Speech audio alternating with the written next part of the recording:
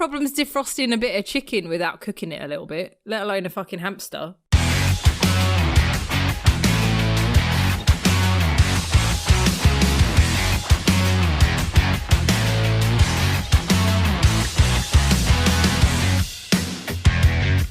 Good evening and welcome to episode 54 of the Unusual Suspects podcast. Joining me for heated debate and discussion tonight is the voted most favourite host. He reckons you got the number wrong. Sorry? That's why he's wiggling his fingers. You get the number wrong. It's 54. How do you know? You've only come back once, something? Oh no, it is 54 because we did 2. Sorry, continue. I never doubted you. I never doubted you. You fucked it.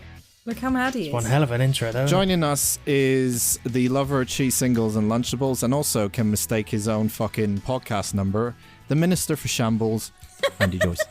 A good evening. And also joining me, as I said, is voted as most favourite host of this year, the nation's favourite, the Department of Shit Horror Films, Penny Bennett. Good evening. Pleasure to be here. Good evening, all. So, Avatar 5, you excited? You know what I learned today? I didn't know it was this much, but they've commissioned 5 Avatar films. They commissioned them ages ago.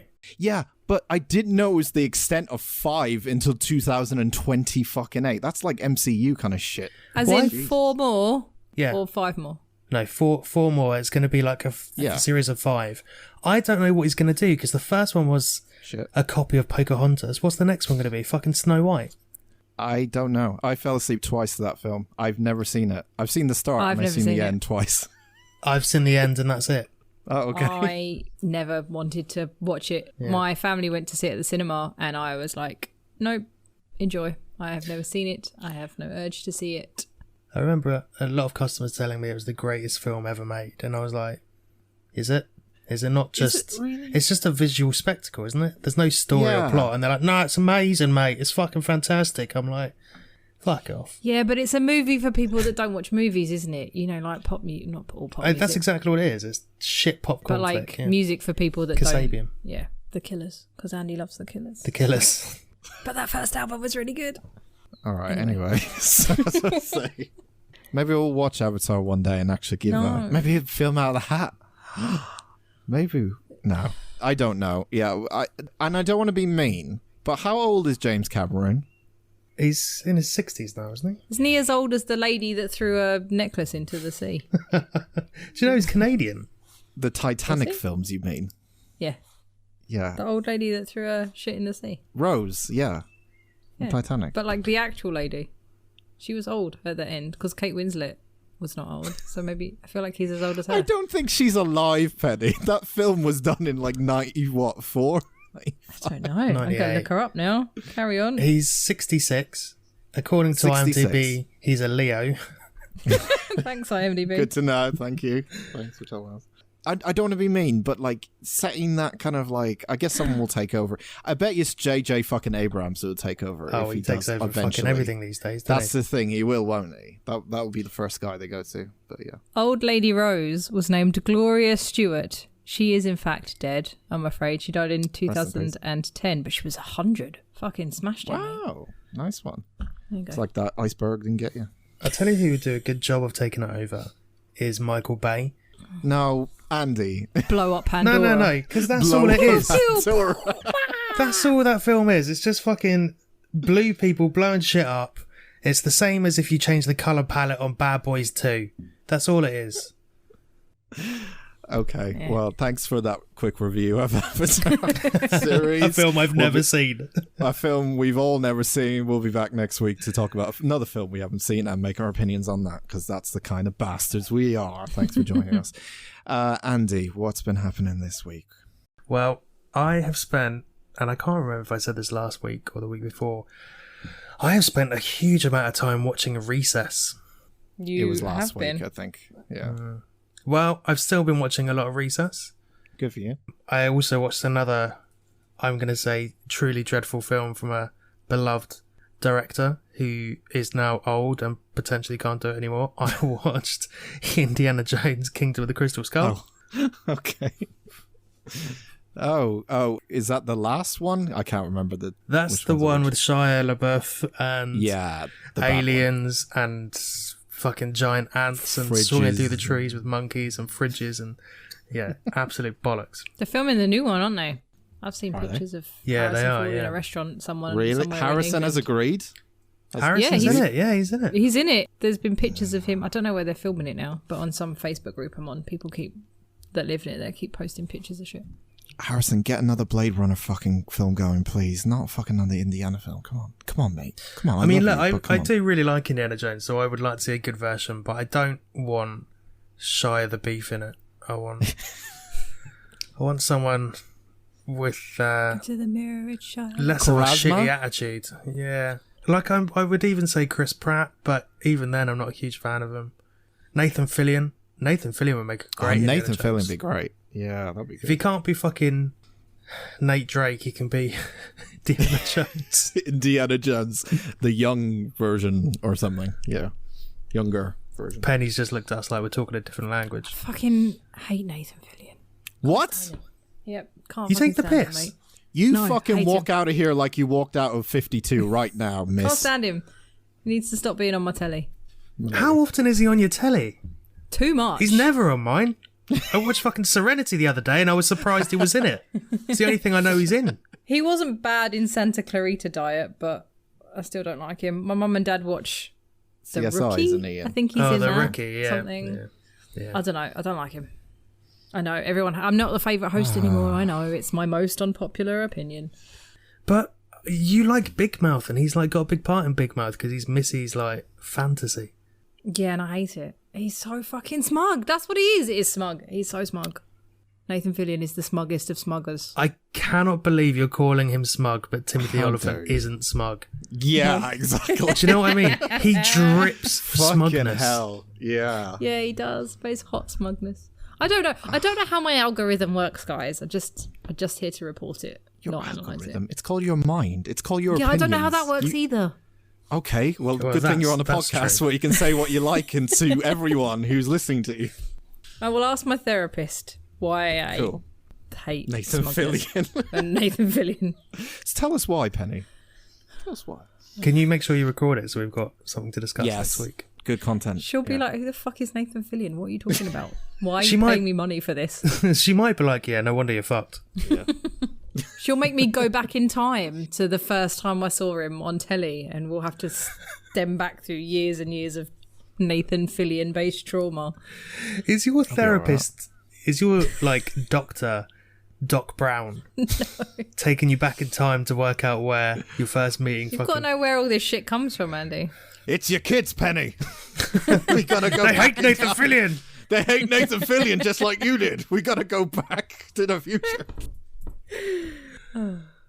So following on from last week's Johnny Mnemonic and me getting a real nerd boner for Henry Rollins, I watched another film that he's in that I've seen before a couple of times, but I thought I'd bring it for you today because I think you're gonna have some issues with it, but I really like it. Okay. So he is in 2015's He Never Died. I keep meaning to watch this. Oh, interesting. I'm gonna ruin it for you. Yeah, it's fine. So he plays a character called Jack, and he is sort of a quiet, stoic dude who just sort of lives his life day to day, doing the same shit.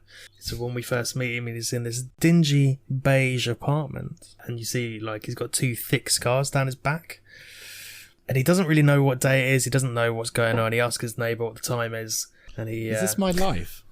well, it sounds like it. I live in a beige apartment and I just can't remember what fucking day it was today. That's true. That's true. So he goes to church and he follows that by meeting this intern, inverted commas, guy from a car park where he buys a suspicious-looking white package. Why are you making that sound suspicious as you talk Yeah. about said suspicious white package? Because maybe it wasn't a white package at all. It was a white package. What? So he goes home. There's a knock at the door. A young woman there, and she looks at him, walks away. So he just shuts the door on her, like he doesn't say anything. There's another. She knock knocked on the door. He opened the door. She walked looked at away. him, didn't say anything. He looked at her, didn't say anything. She was like, walks off. So he slams the door. She was surprised Never mind, go. This is stupid. She was surprised. Yeah, she knocked on the door, he answered it, and she went, "Ugh," and walked off because she was surprised. Yeah, like she didn't expect to see someone at the door. There's then another knock at the door. He opens it and there's these two dudes in like black leather jackets. He then shuts the door on their faces and goes to sit on his bed, and they kick the door down and say they're looking for Jeremy, who is the medic intern guy that we saw earlier. And he's like, yeah, I saw him. What about it? So they try and beat him up. One of them swings a punch. Okay. The other one shoots him. He puts his hand up to stop it, and the bullet just goes straight through his hand. And then he gets pepper sprayed, and he just beats the fuck out of these two dudes, chucks them back out of his like apartment, and moves on. Like where there's a wound in his hand, he's squeezing his hand, and there's blood dripping out, and there's like some wailing going on. From him or from his hand? From his hands, like some or like backgrounds, like demonic wailing sort of thing, monstery shit, right. You know. Right. This sounds like a penny film. Yeah, well, I did mean to watch it at some point. Yeah, so, yeah. It's 2 for the price of 1. Yay! Yeah. So Jack is a creature of habit. He goes to this diner where he is chatting to the waitress, or rather, he doesn't say anything. The waitress chats to him. And she's like, Jack, what happened to your hand and your eyes? Why are they so red? And he's like, oh, my landlady thought I was breaking into my own apartment, so she pepper sprayed me. And then I couldn't see and I fell on a glass. And she's like, okay, fine, whatever. Okay. Reasonable. Mm-hmm. He asks for some oatmeal and a hot tea. Where is this going? That was important enough for me to put in. Hang on a minute, hang on. Is the oatmeal, is this leading to something important? Do you have to describe the oatmeal he's eating? I'm going to say yes, because I'm going to make it tie in, but also... Right, okay, fine, I've got a note next to it that says Food Watch. Ooh, I'm not in trouble today. It's Andy's turn. No, just go. So he goes back to his apartment afterwards, and his phone rings, and it's his ex-girlfriend, Caitlin, and he's like, fuck you, I hate you, I don't like you, don't ever call me again. And she's like, can you just go and get my daughter? Oh, by the way, she's also your daughter. And he's like, but an abortion only costs $300, why didn't you get it done? You could afford it. And she's like, just go and get him. And he's like, fuck you, and hangs up. She didn't say where from or anything like that. Okay. She gives him the details. I'm paraphrasing. Okay. I've only got half an hour. Oh, now you're paraphrasing. I'll paraphrase the important parts, but the oatmeal is really important. So we go to this bar where she is, and he says to the barman, have you seen a young lady with a lip ring? And the barman's like, what does she look like? And Henry's like, a young lady with a lip ring. Like very, very dry delivery, and I'm here for it. You say this film, now I don't know if it's just the film itself, but the way you deliver the dialogue makes it sound like the world's longest joke without a punchline at the end. It's like, so he goes to a bar, sees a lady with a lip ring, he asks about the lip ring, and it's like it keeps going. Man walks into a bar and asks about a lady with a lip ring. And the barman says, why the long face? Yeah, that's what I'm expecting. So the barman tells her where he is, he tracks her down, and she's like, oh yeah, you're my dad, I'm alive. And he's like, okay, see you later. And starts to walk off, and she's like, yeah, you want to get some food or whatever? So they go back to the diner, because he loves the diner.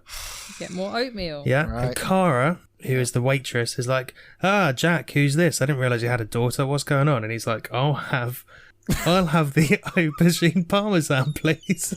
Andy, is this a fucking film, or is this just some fucking string together scene that goes backwards and forwards between a diner and a bar? What is this? Come on. We're building. You've got to put the layers of bread down first to build the sandwich, and that's what we're doing. I know what the audience is thinking now. They're thinking, where's Andy going with this whole time? Like, where are we going? What journey are we being taken on? I'm excited. I am a bit. My bullshit. A bit. We're still early doors, don't worry. Right. We've just got the bread and maybe the butter down. We're going to get to the meat of it soon. I know you're hungry, but I'm impatient. I apologise. Yeah, I am a bit stubborn. Yeah. Andrew's asking him a load of questions, and he's like, yeah, we just met an hour ago. Knock it down a peg. You're a little too intense. And frankly, I think we can all relate to that. Mm-hmm. Sure. Definitely. He also says he's vegetarian, or specifically, he doesn't eat if it has had blood in it. I believe Henry Rollins is a vegetarian in real life. He is, yes. So the next day, he goes back to the diner. Dan's gonna fucking kill you. I don't know where this is going, but go on. So the next day he goes back to the diner, and he sees this like dude in a hat behind him. He's like all twitchy. So Rollins is all twitchy and he's like, just wants his hot tea. And he's like sort of fidgeting around and he can just see this guy like out the corner of his eye. It's just a dude with a hat on. And he's like, leave again. He's like, oh, fuck this. And just gets up and leaves. So he's just gone into the diner. He's gone into the diner to immediately leave afterwards. Dan's going to leave again. God, I missed this. Go on. He goes back to his apartment and Andrew's on the phone to her mum. So Jack takes the phone off her and just hangs up while she's mid-conversation. What the fuck? What is this? Seriously, what is this? Is this like everyone doesn't know how to... Everyone doesn't like each other or everyone... No, he's just not... He's not a people person. That's it. No shit. That's it. Okay, Yeah. right. Okay, fine. All right. He then leaves the apartment again after just getting back in to go and see Jeremy, who is the intern. Yeah. And he's been kidnapped by the two dudes who broke into his apartment earlier on. He sees them chuck Jeremy in the back of a car, so Jack steals a post van. He just grabs the guy out. It's like a UPS van with one of the doors open. He grabs the guy, pulls him out, gets in, follows them. And they've got Jeremy tied to a chair and they're beating him up and stuff, and they smash his legs in. So Jack proceeds to just kick the shit out of him. And Jeremy's in a bad way. Die. He's on the chair, like coughing up blood and pleading to go to a hospital. And all Jack can think of is where his car keys are so he can get his medicine out from the boot. So he's like going through everyone's pockets and going, are these your keys? Are these your keys? Answer the question, are these your keys? So he gets the keys. And Jeremy's like, take me to a hospital. But instead he just takes him to an ambulance, dumps him in the back of an ambulance, then drives off with his package. Okay. Is this a bit like Falling Down or something? No, it's nothing like Falling Down. Okay, thanks. You're welcome. Thanks for answering. Thanks for clearing that up. So, this all happened early in the morning. He goes back home to the apartment, gets into bed, and Andrew is like, what's going on? You just left. And he's like, hey, what time is it? And she's like, almost 6. And he's like, cool, bingo. So then they go and play bingo at a church. Andy? Yeah. All of these things lead into something else. It's all important. I cannot all wait about, for the punchline. It's not a punchline. It's not a punchline. It's all about oatmeal and bingo. Progression of mental state. Yeah, my progression of mental state is slowly losing itself, but go on. So he likes to play bingo because those people don't distract him and it keeps him... It's true. You got to be really fucking quiet at bingo or the old ladies get mad at you. Yeah. Did that happen last week, Ben? No, but you never been to Mecca bingo? They take that shit seriously. You got to be good. I'm not old enough. That's true. You did just turn 12. Andrea asks why he only plays with 2 cards, and he says he doesn't like to do more than 2 cards at a time. Yeah, all right. He can't keep his eyes on how many more is than he 2. supposed to have? Some of the old biddies are doing 10. It's mental.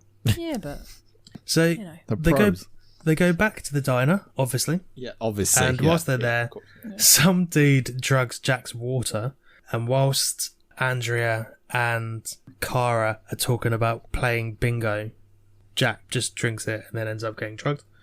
The weird dude in the hat is also there, and he's like, yeah, don't talk to him. Oh, I missed him. Just leave him alone. So much. Ignore him. He's not important. Just leave him. he's not walking out this time. No. Okay. So after a glug in the water, Jack starts to get wobbly, but they make it back to the apartment, and he sees the dudes he drugged him out of the window. So he then leaves the apartment again. You fucking... Are you just trolling me or what? What is He this? leaves the apartment and he goes to like accost them and talk to them. However, he collapses and they're like, wow, I can't believe it took him that long. This dude must be on like bath salts or something. They then tie him in chains and try and chuck him in a river, but just as they're about to push him over the edge, he kind of wakes up, grabs one of them called Larry and drags him in with him. Bye, Larry. Right. Okay. He then somehow survives the drowning, walks out of the river, grabs one of the other dudes who pushed him in, and just rips his throat out. And then starts eating it. Eating it? Oh. Yeah. How... Wait, how long into the film does that happen? It's an hour and a half long. I think this happens about 40 minutes in. There's a lot of oatmeal and bingo. I mean, it is a beforehand. lot, but still, okay, all right. Are we starting to feel more invested now? Yeah, because what the fuck was that for the last couple of minutes? I was just sat there going, Where is He this can't going? eat meat or anything with blood because it reminds him of eating people. That's why he eats oatmeal and Yeah, imagine your two aubergine favourite parmesan. foods being people and oatmeal. yeah. I get it. That's but, why he doesn't like, drink because the fact that you kept going, like, he went to the apartment, he leaves. Like, But it's again, just- this is all important to later on. oh right, fine, okay, go on. Suspended disbelief, Dan. Go with Yeah, that. stop being a prick about it. Jesus. So he then goes back to the apartment. And Andrea is like, where did you go? Why are you so wet? Why did you leave in the first place? And Jack is like, it's like 20 fucking questions. So he kicks her out. Just immediately kicks her out. It's like, you got 60 seconds to go, and pushes her out the door. I've only just found out you weren't aborted. Stop asking me so many questions. He says that to her. I wish you were aborted again. And she's like, fuck you. And then runs off. I mean, fair enough. After he kicks her out, he does like this weird, like, guttural growl at her. Like his Okay. jaw opens and he's like very, Like he's going to eat her. yeah, animalistic about it. Guess where he goes next? To Does the he go diner, back to to- the diner. He goes Does to he the go back to the diner. bar? He Oh, goes to the diner.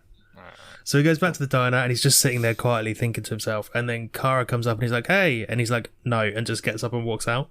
Oh my god, this is so dumb. So but let me just because everyone's brain's gonna be fucking fried listening to this, right? So let me just get this straight. There are scenes where he walks in somewhere for like a couple of seconds and then leaves, literally just in a few seconds. Yeah. Right. Okay. Right. I got a picture of what this is like then. Okay. Brilliant. What a film. So just assume he's either in his apartment or he's in the diner for the time being. The diner. Right. Because okay. that's pretty much where he spends most of the film. Right. Okay. This better have a fucking good ending or something. Jesus Christ. So he's starting to go downhill. He also attacks his neighbour, and he's, as I say, you can see that he's not quite himself. He's drinking booze. He's playing bingo with more than 2 cards. He's got about 20 on the go. Yeah. Shit. And he kicks the shit out of a jukebox for no reason. He's deliberately trying to get himself in trouble and beaten up and stuff. So he's like on the verge of like big fucking breakdown. And every so often the man in the hat will just appear as well. Like standing over him or standing near him or in the background or whatever. Oh, he's also throwing up blood. I don't know if that helps. Yeah. Thanks. Maybe helps. Yeah. Thanks. I'll write that down. Good. So he then goes back to the apartment. Of course he does. Because he's he got nowhere does. else. He's What a got nowhere else twist. to go. I didn't expect that. He goes back to the apartment. It's like an and M. Night he's- Shyamalan movie. Yeah, if he doesn't go back to the apartment or the dining place, then that's the twist. That's the big twist. I fucking bet you that's the twist in this. He doesn't go to one of those places. He goes somewhere else. We'll wait and see. Fucking I know. So he goes back home and he's pulling bullets out of his shoulder where he's got in scraps and stuff. He's doing it with pliers and stuff. And whilst he's doing that, he's listening to his voicemail. And it's some dude saying along the lines of, Andrea's been kidnapped. We've killed her mum. Come to this dockyard at midnight. Oh no. Don't tell the police. Blah, blah, blah, blah, blah. He goes back to the diner. Yeah, And- I mean, I didn't see that one coming, but all right, yeah. And what happens now? Kara asks why he's being like a bit of a fucking weirdo, and he just sort of ignores her and shrugs it off. And then her boss is like, Kara, phone for you. It's your boy if he's turned up outside or whatever. So she goes outside and they start arguing about it. They're going to start swinging at each other. And Jack is like, well, it's fine. I've got it. Don't call the police. I'm on it. So he goes out and he essentially just stands in the way of this dude's fist and just takes a beating for her. So they start walking her home. Or what I should say is he fucks off and she's going the same direction. And he realises halfway home that she's behind him and goes, oh, okay, fine, I guess I'll walk with you. I can just see Dad's face dropping. Just keep going. You keep going. He asks her for the time and it's 48 minutes past midnight and he has missed his appointment at the docks. And she asks him if it's something important. He's like, well, I've missed it now, so it doesn't matter. So potentially his daughter is now dead. Kara asks what he does for a living and he starts listing off some jobs. I've written down maybe half of them. Okay. I'll go through them quickly, shall I? Sure. He worked in the military as a bodyguard, as a wreck diver, as a miner for gold, silver and coal, a stuntman, nurse, cook, teacher, gambler, horse breeder, potter, tinsmith and a blacksmith, retail mechanic, but never a waiter. It's rude saying that to the waitress. She said you'd be terrible at it. And he's like, yeah. She tries to give him a hug and he looks about as uncomfortable as I do when someone else tries to give me a hug. Can confirm. So he then goes back to his apartment and he takes out his medicine from the freezer. Is it like blade serum? It's a blood bag. Right. What was the shifty eyes there for? No, I'm just trying to decode. Just keep going. I'm just trying. So he to pulls out a decode blood this. bag, right? And it splits and it goes all over the floor. And he immediately drops to his hands and knees and starts licking it off the floor. And then he's like, "Oh fuck this!" So he starts sponging it up and squeezing it into a glass. And he's knocking I've got back. more of a problem with the sponge than him So licking have it I. off the floor. So have I. Jack then goes to this club that we haven't seen before Oh my god! What twist? Ooh. to meet the owner, whose name is Alex, played by Stephen Ogg, Oh, Yeah. wow. Okay. Oggy, Of- oggy, oggy. GTA Trevor, Trevor, fame, yeah. and that Walking mental Dead. dude in The Walking Dead. So he asks about Andrea, and Alex is like this, I guess, low-level mafia kingpin. And he's like, no, don't know who she is. Didn't even know you were still around. By the way, my dad's dead. And he's like, oh, I'd heard, yeah. How did he die? Was it his pacemaker? And he's like, don't know. Might have been the pacemaker that killed him just before the car ran over him. Meanwhile, Jack can hear whimpering through like this wall that sounds like a young lady in pain. And instead of knocking through the wall to go and see what it is, he leaves And goes to the diner. and goes to bingo. Oh, I was close. You were close. I mean, no one said he has to get involved in this shit. Why can't he just go to bingo? It's none of Exactly. his business. Exactly. So after he's played his game of bingo, I don't believe he's won, he goes to the diner, and the dickhead he beat up earlier, he threw him in the river, is waiting there with a bunch of other sort of mercenaries. So Jack lets himself into a booth, and Kara pours him some coffee and gently whispers, help, help, because obviously something's going down. He's like, yeah, whatever, I'm just going to go for a wee. So he goes to the toilet and is followed by... Henry Rollins say, I'm just going to go for a wee. just going to go for a whittle. He's followed by this big dude who He's also going for a wee. is wielding a knife. So you see them both go in, you see the knife, and then you see outside of the toilet, Rollins just walks through. And she's like, what? And he's got a knife sticking out of his back, like in his kidneys. Yep. And she's like, what's going on? And he's like, can I get a lift? Can you give me a ride? And she's like, what, now? He's like, yeah. She's like, okay, fine. Is he some sort of angel? Go and He's sit with your... invincible, isn't he? Blood demon or something. Shut up, go and sit with your colleagues. A vampire. And the second she moves away from him, he gets shot in the head as he's sitting down. And then he stands up Yep. Yep. with a bullet sticking out of his head and essentially just decimates fucking everyone in the place. And you see all the wait staff leaving and crying and stuff. And Kara is obviously like upset about it. And Jack drags one of the guys out and is like, can I put him in your car? And she's like, no, obviously not. You can't put a dead person in my car. He's like, it's not dead. I just want to talk to him. She's like, no, you can't. He's like, I'll give you $1 million cash. All right then. She's like, okay. But does she believe him that he's got it? Well, she does because she helps him. He does have all those jobs, so Yeah. it's fair that he could have all that money. This is where we get a reveal that I think Dan is going to get annoyed at. So Jack takes him into the apartment and Kara is sort of snooping around and he's got this big trunk that's got loads of money in it and stuff. And she finds like an old handwritten book that's like centuries old. And inside is a picture from 1914 And it's Henry with Rollins. him in it. Yeah. And she's like, oh, it must be your granddad. He's like, no, that was me. She was like, what? Vampire. That was like hundreds of years ago. She then picks up a bottle of wine and he's like, yeah, wine is supposed to mature with age, but this is 450 years old, so I think it's probably bitter. So she asks who he is or how old he is. And he says, I don't know how old, but I was in the Bible. And it turns out that he is Cain Oh, from the Bible. that's disappointing.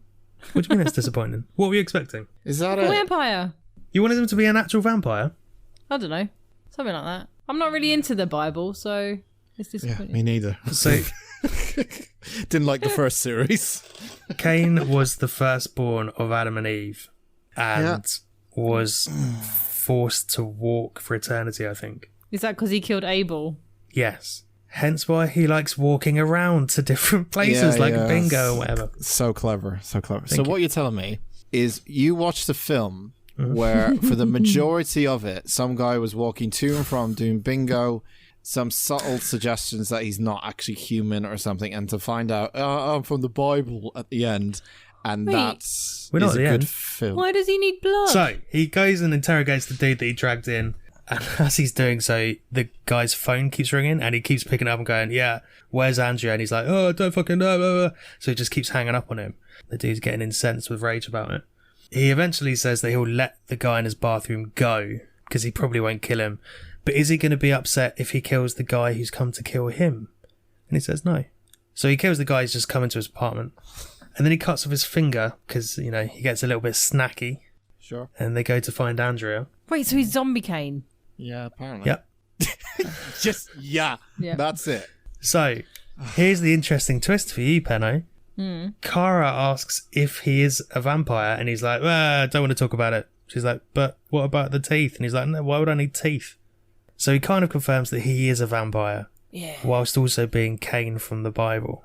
This is the laziest writing I've That ever doesn't make any fucking sense, life. but Yeah. yep, fine. Jesus Christ. She asks him what the Civil War was like, and he does a big sigh and says, I don't know, I was in China.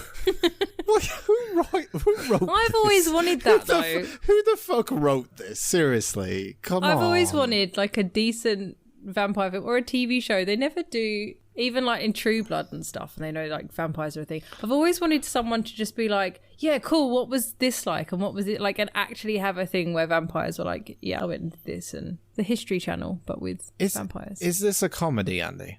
Yeah, it's a comedy horror. Okay, I see. Okay. It's trying to be funny with its. I don't know. Oh. It is quite funny. Shrug its shoulders. I don't know. I did some genuine lols. That's quite good. Anyway, so he goes back to the club that Alex owns, and he just essentially kills everyone there. He finds Derek, who was on the phone, and he punched him so hard that his tooth got stuck in his hand, so he then eats it in front of him. Ooh. Nice. And then he barges into Alex's office, smashes him up, and then rescues Andrea, puts her in Kara's car. Took him long enough. She's been beaten to shit, Andrea. She's in a real bad way. But Jack then goes back to Alex to work out why he's doing this. And it's because Jack killed his dad, and Alex is bitter about it. So they were going to like kidnap and beat her up and murder her and then send him the tapes and stuff just to upset He him. didn't even know she existed till like 5 minutes ago, so I don't think he's that Well, they rough. thought it was just some hooker until he found out that it was actually his daughter. Oh. So Jack's like, I'm just gonna kill you. I'm gonna rip you apart and eat you. And he's like crushing his head into the bar. And then the man with the hat turns up, Fucking. Oh, that guy, milady. and Jack fully turns on him and like gets in his face, and he's like, I've fucking murdered thousands of people for the fun of it. I killed 9-year-olds for a laugh. Why didn't you care about them? Why do you just care about this one? This is bullshit. I just want to fucking die. What is this bollocks? Fuck God, she's talking shit, etc. Fair. And just as he's about to fully explode at him, Kara turns up and is like, Jack, we need to help your daughter. She's the most important thing. Ignore all this shit. And he's like, okay, fine. So he just leaves Alex and the man in the hat. Alex can't see who he's talking to. And he's like, who the fuck? What you doing? And Jack is like, well, one day you'll see who I'm talking to. And then the man in the hat turns to Alex and just says, hello. So I think it's implied that he is the devil. And that is the end of the film. What? Yeah. That's dumb. Yeah. And I watch dumb movies for fun. I think this film is much better than I've made it. I think you would enjoy it, legitimately. Well, now you've said it was funny, I feel like maybe. It's dry. Was it funny? It's Was it funny? very dry, and a lot of it is Rollins' delivery. Like, he's very stoic. Henry. It's kind of like a theological Taken, I would say. I don't know, when you're describing how they're saying it, if you're saying it literally the way you're saying it, like, all right, like shrug shoulders kind of thing, like, whatever. Like, I don't know if you're just doing that on purpose or that's actually the film. That's the film dialogue. I want to say it's a bit of both in this case. Normally it's just me like paraphrasing and cutting shit down. Yeah, that's what But I mean. like the Rollins aspects where he's just like, yep, sure, okay. That is like that him. makes sense. So he's not really bothered. He just sort of just goes along with. He's lived for thousands of years. He doesn't care. I guess so. He's over it. Yeah. He doesn't care. He's been married many times. He doesn't give a shit about anything. He's fucking minted. He's lived Okay. hundreds of lives, and he is pretty detached from everything. Plus, he's maybe a vampire. A vampire. Okay. It sounds more interesting than I think it is, but at the same time, I don't think I could watch a film like that just without being bored. So I think you'd enjoy it. I don't know. I think you'd enjoy it. I think Pen's going to have to watch it and be the jury on this one, I think. Okay. Sucks to be Fair enough. Yeah, sure does. Is that my toolbox? Yeah. Can I use your tool? Could you just not look at me? It's just the blood and the holes in your head. Oh God, just don't look at me. Okay. All right, well, I was thinking about being sucks to be me. Thank you, Andy, for your Minister of Shambles. Thank you very much. You're welcome. So, He did not have a fun week, did you? Dan's about to make himself angry. That's the sound of noise I've been making for the last 48 hours, because that's how long it took me to watch this film. So, guys, returning segment that we all know and love since it's been away. Dan watches or tries to find the greatest video game kind of film that's based or loosely based off video games.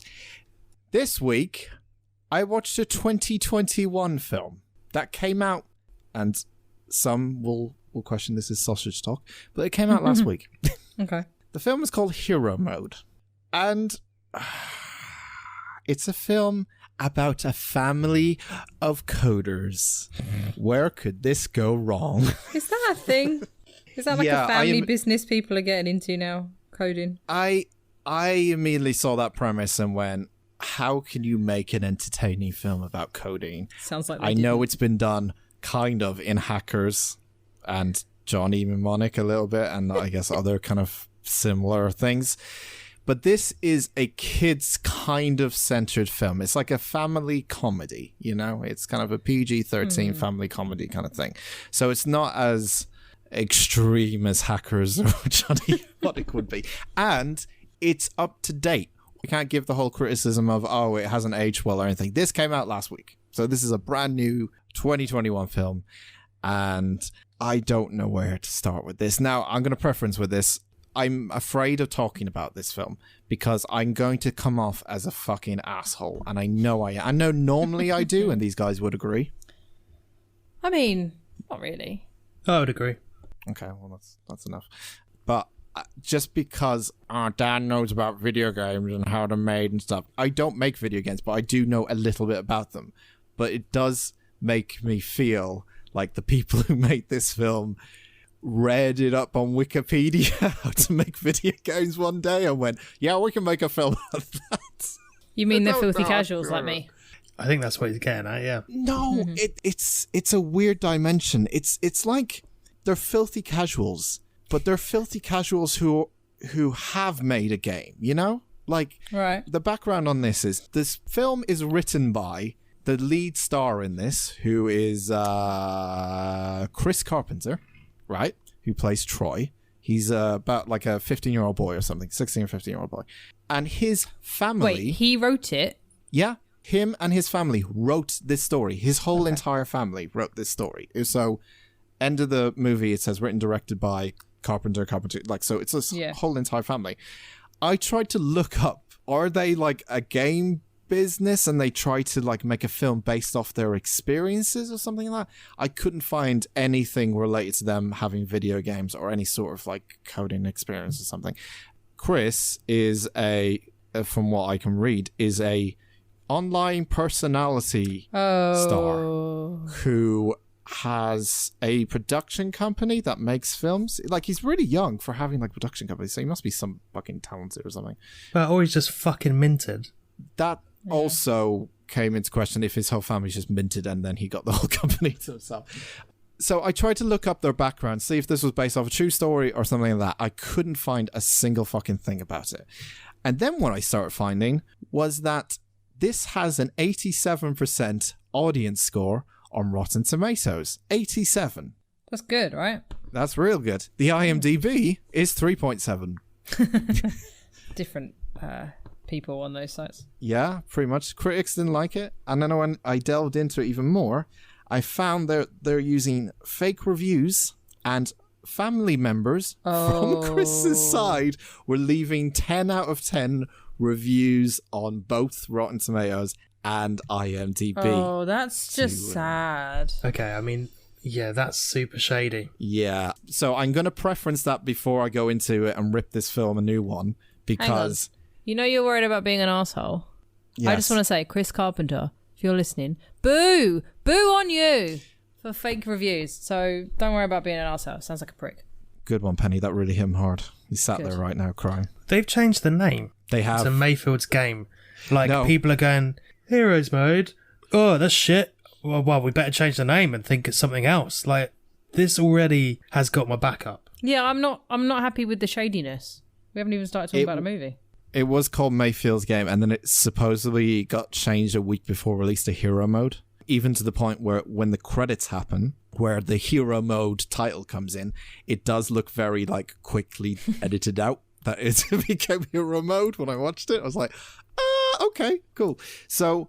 Okay, how do I go into this? Okay, so I've explained the background. I'm going to be mean in this, but you can see that they've been trying to fake review this and inflate the reviews a bit, so it's a little bit better. Yeah, it's a low-budget film, I get it, but like they have some money behind it. And they have some people I've recognized in this that I've seen in a lot of films before. So It's got one of the guys from Scott Pilgrim in it. Mm-hmm. Yes, dear. Yeah. So, one thing I will say is that although this includes a good message behind it, one of the main things I would like to see from a film like this is the actual games themselves. Now, I'm not going to be there critiquing if the game is shit or not, but I will be at the end because for reasons. But you don't really see much footage of actual video games because obviously that takes time and money to make an original like video game. So they kind of CGI a lot of things, you know? There's so many famous people in this. Yeah, there is. There is quite a bit. And they do have money behind this. They didn't make a lot, though. No. So, Troy, our main character, played by Chris Carpenter, is a student, and he's in a coding class, and he doesn't like it because his coding class are just making boring old Pong. Who likes Pong? No one likes Pong. It's a bunch of boring old shit, basically. Troy is in love with a singing girl. Her name is Paige. She likes to sing in the class next to him. He sees her and instantly falls in love. And there's that moment of like Boys to Men kind of moment where it's like, you know, kind of thing comes up. His best friend is an annoying as fuck trying to be YouTuber guy who is always caffeinated and somehow reminds me of myself, but in a really bad way. I was going to say, who does that Sounds remind me familiar. of? Sounds familiar. How's that Red Bull never doing? really. That's pretty good. So that's his best friend. That's his love interest. That's all you need to know. That's the intro. Troy gets suspended from school because he hacked the school test results from his class so that they could get better computers. So not only is he a game coder, he can hack test results. That's one thing you need to know about game coders is that they can hack things. Because Andy's going to get more frustrated with this film because it does the thing that hackers does where it's like, that's not possible. How would you know that kind of thing? I'm already on the edge, I'm telling you. Yeah, you're going to love it. So there you go. This is what you get for giving me that fucking film. But It's a good film. It's a good film. Either way. So he hacks the school test results and gets suspended, but the school gets to keep new Dell computers because they're great. Sponsorship money. So mom and dad, there's going to be a lot of takes on technology in this. Troy, mom and dad, they own a game company called Playfield Games, but dad died a while ago when Chris was a young boy. So mom was by herself trying to raise little Chris, and mom has also MS. So if you don't feel bad for this family yet, now you do. Nope. No? Okay. So mom is the lead designer, and she works with her main designer, Jimmy, who is the guy from Scott Pilgrim. I can't remember his name. So he is played by Jimmy. The whole premise of this is Playfield, the company that this Sean mom works Astin's for. Jimmy. That's it. From The Goonies and Lord of the Rings. You know, that guy. Not Scott Pilgrim. Yeah. How is Scott Pilgrim Whatever. the first one on your list, you guys? Whatever, I I don't know. I try to keep this film out of my mind for fucking 2 days, but either way. The whole premise of this is that Playfield Games are struggling financially. They haven't apparently made a good game in a while, and they've been trying some, since dad died, apparently. I think the fucking whole company has gone into shit by the sounds of things, and mom has been running it into the ground. is essentially the take I got from this. But in a Disney Channel kind of way, you know, not so reality, because it is a very Disney Channel movie kind of feel to it. It's like mom is not like drinking heavily or taking drugs. She's just sort of like, oh, well, we have no money. Yeah. They live in a fucking mansion, but it's like, oh, well, all right, fine. So they have a party one day at their house. Yay, we're running out of money. Pie. Yay, let's have a party for Playfield. And they are going to give a beta version of their new game to an investor, this old man investor guy, who's going to give them money to invest in this game that they've created and is in its beta stage.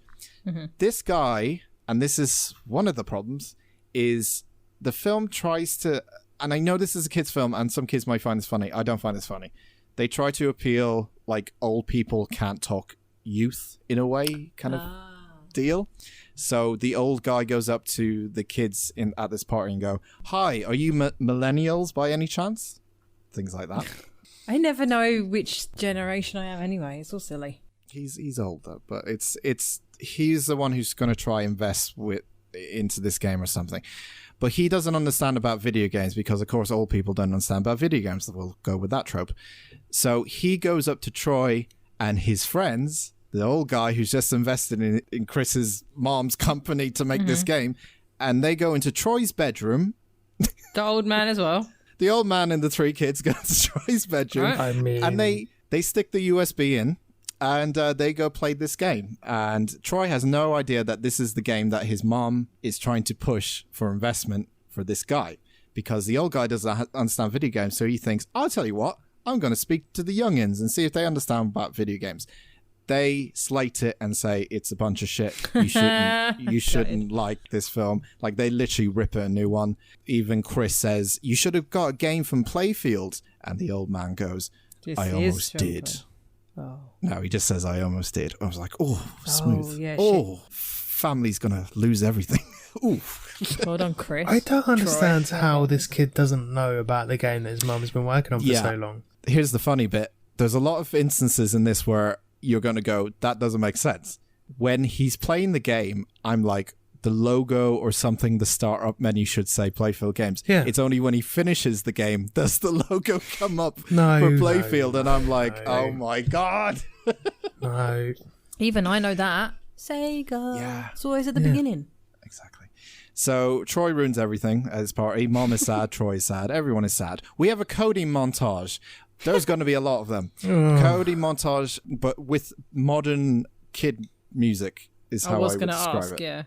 Yeah. Modern kid music. Are we talking like brunch pop or? Yeah, that kind of upbeat, happy, YouTube vloggy kind of hands clappy kind of pop. Okay. You know, that kind of stuff? Yeah. All the fucking time throughout this film.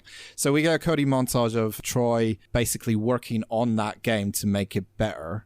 And then overnight, he makes it better. In one night, he recodes it and makes it a better game. He fixed all the bugs, all the shit that was wrong with it, and he does himself. So I don't know things, but that seems very fast.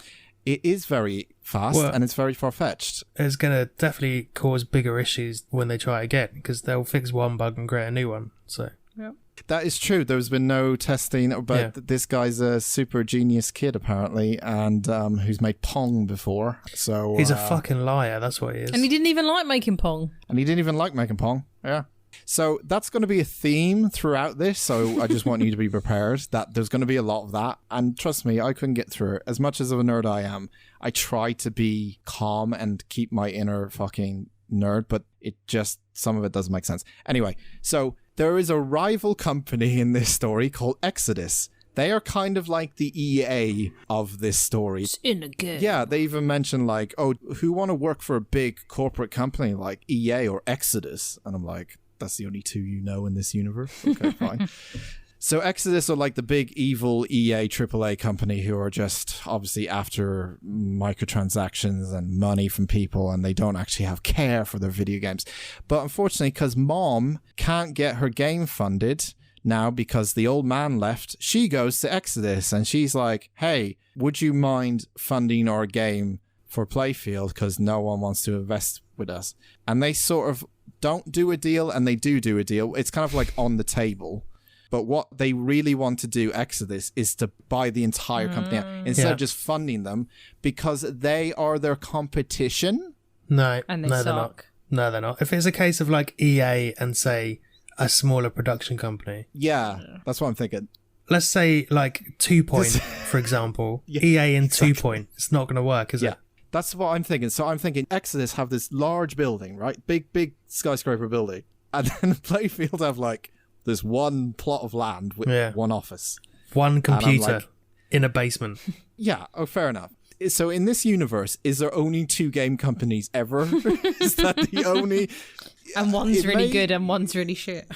There's so many fucking questions like that that come up. I'm like, I don't understand this universe. Anyway, so she kind of declines it, and she's like, I'll just keep it in mind in case we need to take the deal and stuff. Well, you know, she ran the company into the ground. So anyway. Women, they shouldn't be in charge of gaming companies. Not saying that, but this film has implied it messages. No, it has many messages. I mean, the dad did die and it did go into the ground, is what I'm saying. I'm not saying that that's the reason, but this movie does have a lot of like stereotypes. Dan thinks women can't design games. Oh, shut the fuck up. God damn it. Anyway, Exodus, by the way, they're working on an Alien game, which you don't see really, but you do see the same 10 seconds of cutscenes where they just have a voiceover going, there's millions of players in this game, millions of deaths, shooting guns. Like, literally, that's the only footage I ever see of any of their games is that voiceover with some, like, CGI alien walking towards the camera. So I'm like, okay, we don't see another video game. I still haven't really seen a video game other than Pong at this point. Troy has fixed a bunch of stuff, as I said, for that game. He impresses Mom. So Mom, because he's suspended from school, brings him to work where she works at Playfield, and she decides the best course of action is to not make Jimmy the lead of this jackhammer game, instead to make Troy, because he fixed all the bugs in one night. So now he's the lead. 16-year-old child. Yep, he's the lead of this game. And if that wasn't troubling enough, there is a convention coming up in 30 days, all right, called PixelCon, because of course it's called PixelCon. Yeah. They have 30 days to get a demo ready of this game, or else that's the end of the company. And she's putting all her trust in her fucking son. Well, surely he's only suspended for like a week, so he's going to have to go back to school in a few days. So she's fucked up again. So you're right, she shouldn't be running that company. No wonder it's fucking going bust. If they fuck up at PixelCon or it's the end of the company, why don't they just sell it to EA? Like, I feel like she should just take that offer. Because they're evil, and they even go to the point where when the mom is not in the room, the evil EA company kind of do like a Mr. Burns sort of impression from The Simpsons, where they're just like have their hands clasped together, and they're like, well, we won't give them jobs if we buy them out. Ha ha ha. I'm not even fucking kidding. We can't wait to buy this company that is failing and has massive amounts of debt and doesn't do anything. I'm like, what? Why don't they write it into the contract of the buyout that they have to keep them employed for 2 years? Then they can't get rid of them. Oh, corporate Andy's here. And if they're failing, why worry? Why worry if they are failing? Like, what is the worry there? Like, it doesn't make any fucking sense whatsoever. But, you know, because evil big companies are all evil trope kind of thing. Yep. Anyway, so, yeah, 30 days to make a fucking demo of a fully fledged working game, or else that's the end. That's the scenario we're dealing with here. And I'm going to rush through the rest of it because the rest of it is very Disney-like. Jimmy's not happy, obviously, because he was the lead. Because he lost his job to a 16-year-old child. He lost his job to his son. Yeah, I hope he goes to work at Exodus and does well. Well, Troy then takes his dad's old office. There's an emotional moment there, apparently. I didn't feel it. There's more coding montages of him working on the game. Fuck me, there's so many coding montages. Fucking Paige, the love interest, turns up at the fucking office, and I'm starting to think she's stalking Troy, but apparently her grandpa works there or something, and I'm like... Why is she not in class? That's what I'm thinking. I'm like, does everyone just know everyone in this fucking place? Like, this universe? Probably, because there's only 2 computer game companies. Yeah, that's true. So it's a bit like when everyone worked in a mine. Everyone either works at these 2 computer game companies. It's 2021. There's only 2 computer game companies, and everyone knows each other in both of them, apparently. Yeah. They have a first meeting with the team as Troy is the lead, and he basically tells the entire team to go home for the day. He doesn't That's his need him. plan. He's too good. So hang on, that's his first day in charge, and he's like, Yeah. "See you later, everyone. Don't need you. I can do it myself." Yes. Yes. I mean, he really is a prick. But maybe he'll learn from this. No. He basically tells everyone to F off for 2 days. So 2 days. yeah, even when they come back the next day, this is what made me really fucking hate him. So he told them to leave on the first day when they're in the meeting, and they're like, okay, fine, whatever, we'll leave. But they came back to the office the next day, obviously. He's like, nope, still don't need you. But he didn't give them the courtesy, and they even mentioned this in the film. Didn't even ring him. They got to the front door, and he just leaves a note saying, come back tomorrow. So they would go all the way to the office and just go, I'd be mad. oh, thanks, mate. Hated him. I absolutely despised him at the start of this. Well, during I hope this they're bit of the getting film. paid for those 2 days as well. Yeah. But the thing is, Paige turns up and he lets her in because girl Yeah.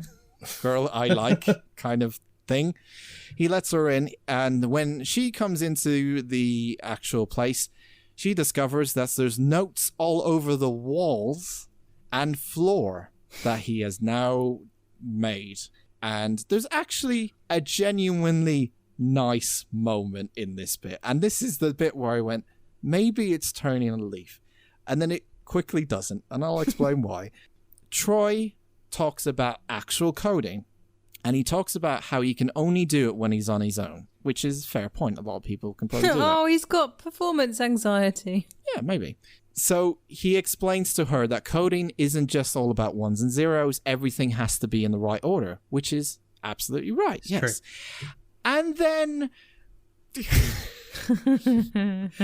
then Troy is a love wizard or something. So he like Love wizard. What does that mean? Love wizard. I don't know how to. So imagine you're in the office talking to this guy, right? And he's explaining the coding thing. And then suddenly, if you turned around behind you, right? Imagine there was real people suddenly appearing, but they were an illusion. So he's made holograms. He's made a hologram, and she goes, how are you doing this? And he doesn't reply. But they look They don't know. like he's made holograms of his mom and dad dancing. He made a hologram of like a fucking robot giving a rose to the girl. How's he got time? He's supposed to be working on the fucking computer game. He's only got 30 days. Sorry, hang on. Let's take a step back here. Why the fuck does a games company that's that small have access to hologram tech? When is it supposed to be set? And Now. this year.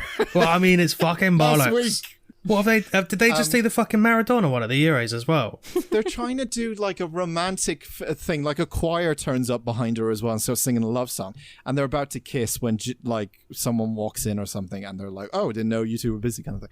Like, there's moments in that where I'm just like, "There's no sense. There's no fucking sense whatsoever." I didn't know you two were busy. And look at those fucking holograms. Where have those come from? That's what I'm thinking. I'm This like, could save the company. Exactly. I'm like, is this canon or is this what is this part? Like, is the twist? Is he some sort of wizard and that's gonna make this film entirely different? No, it just gets ignored after that. But I don't know. Illusion. I don't know. He's so amazing that he made an illusion for her. I don't fucking know what it is either. Anyway, so Troy has made his game with an asterisk. It's called Yort.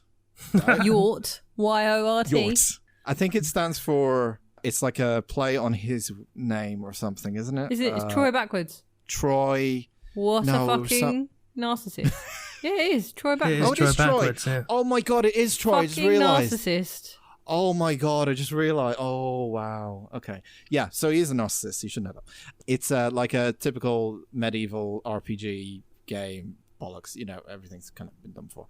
He does a silly presentation dressed in a wizard fucking costume towards everyone who's That's working because he's there. a love wizard. Of course He is a love does. wizard. Everyone thinks he's a fucking idiot because he's presenting it, doing those crazy illusions again, which no one fucking takes any notice of. Is this real or not?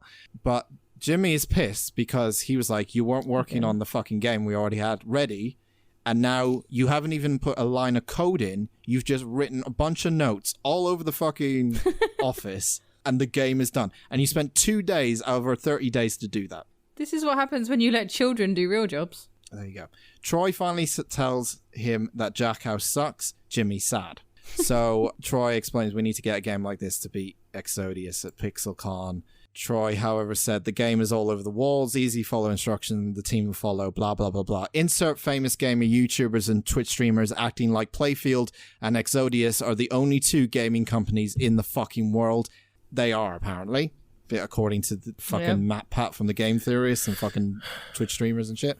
Jimmy then leaves the company. He goes to work for his dad. His dad is the stereotypical, and here are some of his lines: I can't believe my own son plays video games, get a real job. Jimmy is in his 30s. With Sean Astin, isn't it? So he's... Yeah. Is he not older than that now? He's older than that. Probably, yeah. So his dad is like a really old guy, and he's like, I hope your daughter doesn't think this is how the real world works. And then the weirdest thing happens when he says that line, and he picks up a sellotape dispenser. Why? I had to rewind it, I'm not kidding, 5 times to see. It's like you know the ones that you get where it's easily like... Yeah, it's on a wheel. Yeah. So he says, I hope your daughter doesn't think this is how the real world works, and shows the sellotape dispenser. Does the real world work like a sellotape dispenser? I don't know. I don't get it. I really don't get it. I guess sticky and then comes to a... Bit of a shit when you lose the end. You know? Yeah. That's all I got. I don't know. I really don't know. They never work properly either. Troy gets annoyed with his YouTuber doofus friends because he ends up uploading a video to YouTube where Troy said Exodus sucks, which happened at the very, very start of the film that I completely forgot about it, and it happened for 1 second. So he uploads it to YouTube as like a promo video for Playfield because he's like, I want to do the marketing because I'm a YouTuber. And before I took the shotgun out of my mouth, I continued on with the movie. Troy ends up finding out that Exodus is funding the game. Mom is very ill, so Troy now has to lead the entire team to do this game. Does he actually let them work this time, or does he send them home? It's character development, isn't it? There are like 15 days left to PixelCon. Jimmy has now left the company. He's like, fuck this, I'm out here. This guy's a fucking idiot. I don't blame him. Exodus now are not going to fund the game, so they have no money because the fucking YouTuber is an idiot. You ready for the silly shit? I'm going to go quickly as possible. This is the silliest shit in the world right now. So it all goes wrong when Troy gets a Friends personality test in his email. Friends as in Friends the TV show. What kind of Friends character are you? Is he Personality Chandler? test. No, he's Ross. I don't really know. He does do it, though, even though he's extremely busy working on this game and stuff. We've all been there, though. Yeah, we've all been there. Apparently, it came from Jimmy, who's now left the company. And he does it, and a worm infects the entire network. Ooh, yeah, Jimmy. Suck it, Troy. And it starts to remove the whole code of both games of Yort's and the other one that was Jimmy's game. So there's this dramatic scene where they have to shut off the power, and they all think Jimmy did it because he left, and like it's like a revenge plot. I hope Jimmy did it. More montage, more montage, more montage. Luckily, though, his YouTuber friend gave a copy of the code to their teacher because the teacher said he really wanted to try out the new games they were making since they weren't showing up in school anymore. So they just stopped going to school Wait. Now neither of them go Andy, to school. I know you're going to ask questions, and this is why I have to go quickly through it. But the only one with a backup is the teacher. Fucking bullshit. They need Jimmy, though, because Jimmy's great. So they go find Jimmy. Is this like 3 days before PixelCon or I something? want Jimmy to tell him to sod off, but he's not going to, is he? They find Jimmy. He's now working for his dad, who's selling houses. There's an inspirational moment of clarity with his dad, apparently. Oh, video games is a job. Yeah, video games. I could be the great coder I wanted to be. They make some Mario reference, I don't know. Jimmy didn't send the email. It turns out it was the evil Exodus company. The whole time, they even referred to the company as a bunch of Joeys, as in the I don't even know if that works or what that means, but okay. If they're not checking for phishing emails, then they deserve to be hacked. It's fucking basic knowledge. He's such a smart dude that he decided to do a fucking spam email that infected the entire network. Yeah. Yeah, Horseshit. They should have protocols in place to stop that happening. Yeah, just because you can build holograms doesn't mean that you're not going to get caught by a phishing scam. The way they finish this game is they go to the school that got the new computers, All the Dells. since they're not infected, and they asked the school students and the teachers to help them finish this game in like less than a fucking week at this point. Like, and they have nothing done. Because the code's gone, but they have a backup of it. Whatever. So you must be wondering, what's the idea for this game? Are they going with or are they going with the other one or the Jackass one? What is it? It's a new one. Here we go. Strap your seatbelts on, ladies and gents. This is going to be a bumpy ride. Here we go. Here is their big idea that they have a week to finish. This is quotes. We need to find something that real gamers want to play. So their idea is they're going to give the players the game and the code, right? Sounds like IKEA furniture. So the people who play the game get the game and the code, because they are going to make a game where there is no game, but the players make the game. Oh, so it is IKEA furniture. Okay. That's dumb. Yeah, they're making a game where there is no game. They're lazy and you have to make it yourself. But their idea and the morale story to this is because Troy was so eager to work on his own, he didn't accept everyone as teamwork and stuff. So they're trying to make a game that encourages teamwork. They also changed the name of the game to Brainstorm. So now it's called Brainstorm.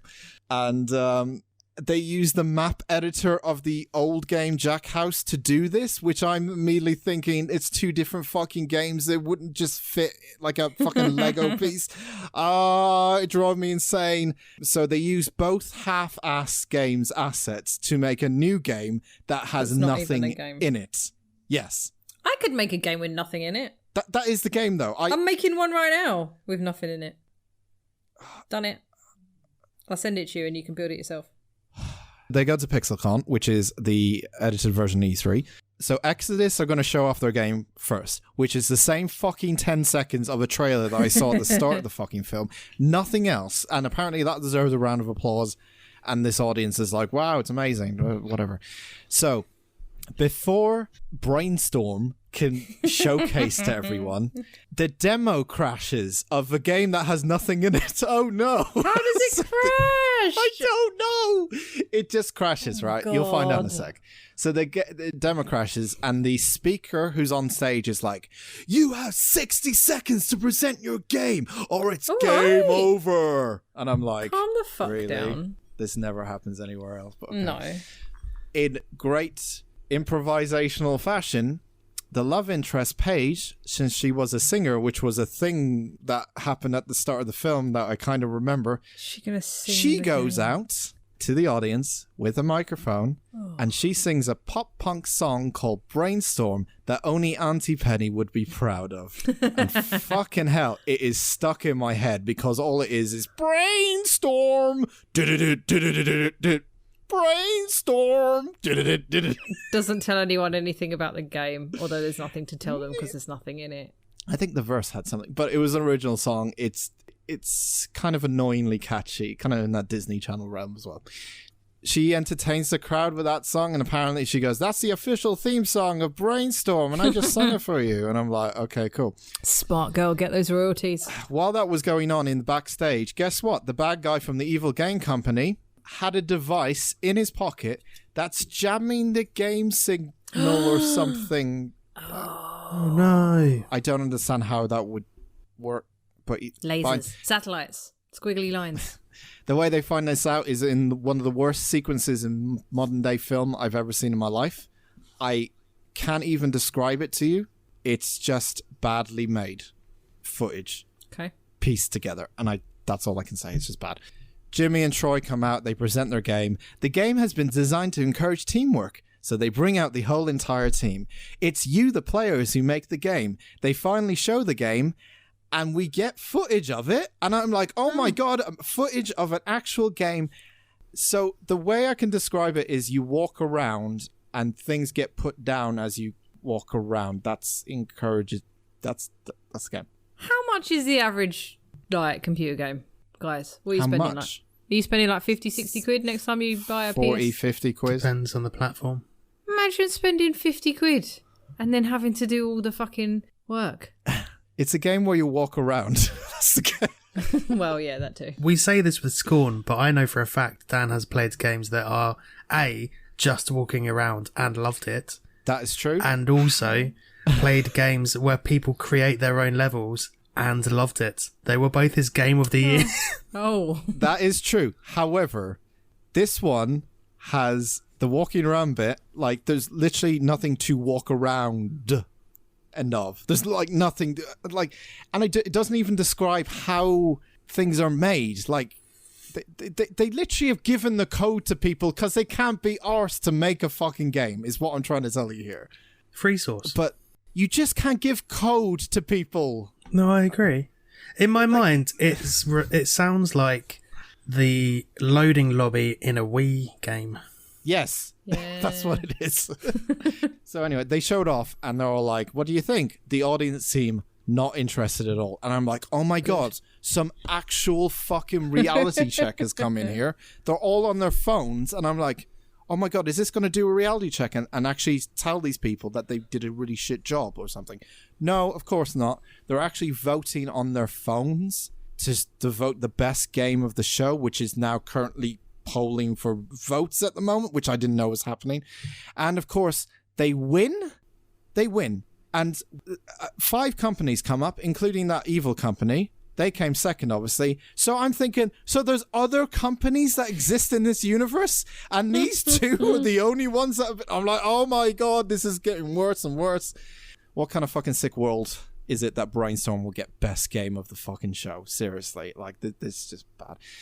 It all ends in a happy ending. Jimmy's dad sees the game, and now he's impressed. Like, get a real job.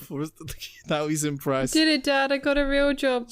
Troy falls in love and gets the girl, of course. Troy and his doofus friend end up teaching game coding classes to younger kids because it's all about teamwork. And and then the fucking movie ends with this quote.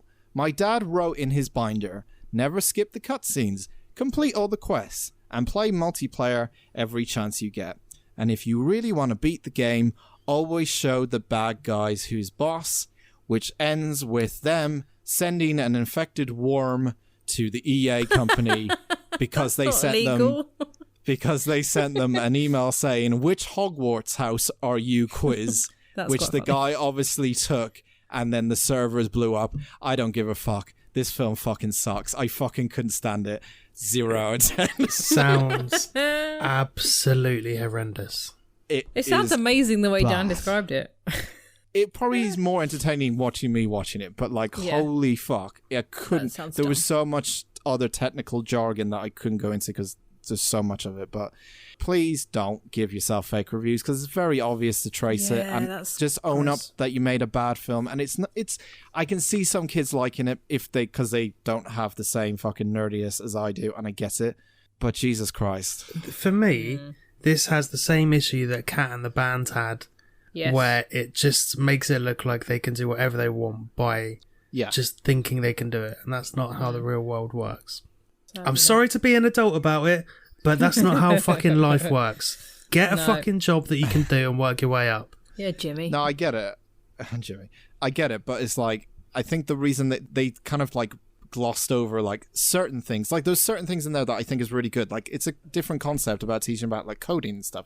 And there's sometimes it does work and it's kind of interesting. And they actually teach some things about teamwork and not being an arrogant asshole like Troy was at the start of the film and listen to other people's ideas.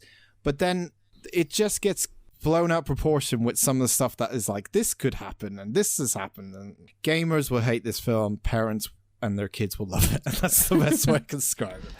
This is a fair punishment. I wonder if I could turn this office party into some kind of video game. But which character would I play as? Lyndon, something with money. Or I guess I could play as Laura, technical lead, I think. Or Marie, always been nice. Playing as my mom would be too weird. Kate, CEO. Oh, but I would have a pretty cool cane as a weapon.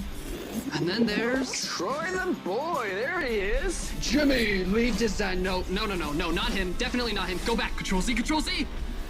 That doesn't work in real life. Penny, I'm so sorry, but you're next. I'm sorry it took so long, but that was a long one. I watched a horror movie because fuck you, that's what I like. But I was trying not to be that stereotype, but fuck it, I'm having a time. I watched a horror movie. Department of Shit Horror, as I said at the start of this. I am here. I watched A Night of Horror, Nightmare Radio from 2019. Rod, a radio DJ, hosts a popular horror-themed show packed with tales of terror for eager listeners. When he receives alarming calls from a horrified child, things start to feel off. This is a basic anthology movie, which was not very good. I took a lot of notes. We don't need all of them. So basically, you've got Rod in his radio studio doing his radio show, and that is the thinly veiled theme. You know, like we had with, was it American Nightmare with Danny Trejo? Yeah. And it was the kids watching the computer screens to thread all the stories together. This time, Rod in a radio studio. None of the stories were very good. Oh, well, that's a surprise. Well, that's good. Let's talk about them.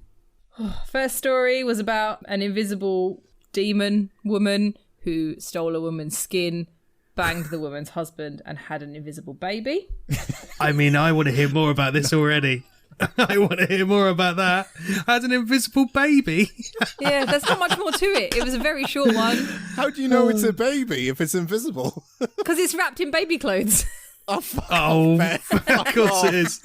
This is more ridiculous than mine, and you've only said like 5 minutes of it. I like to think that the skin didn't quite fit, so you can only, like, at the back, it's like a dress that's not done up properly. It's fallen off her shoulders. Unfortunately, it was terrible because it was clearly just the woman whose face it was. Then she's like knelt, like bent down out of shot to like put the face on, and it's just perfect. I was like, if you'd have made it look a bit wonky. Yeah, that would have been better. Yeah, and then she's just all sewn up at the back so you can see it. So there's no, it fits the invisible lady. She obviously found someone that's her size and it fits perfectly. And then, yeah, she's banging the husband, and then she has a baby, and then you just see a baby like wrapped in baby clothes with a little baby hat, but it's invisible.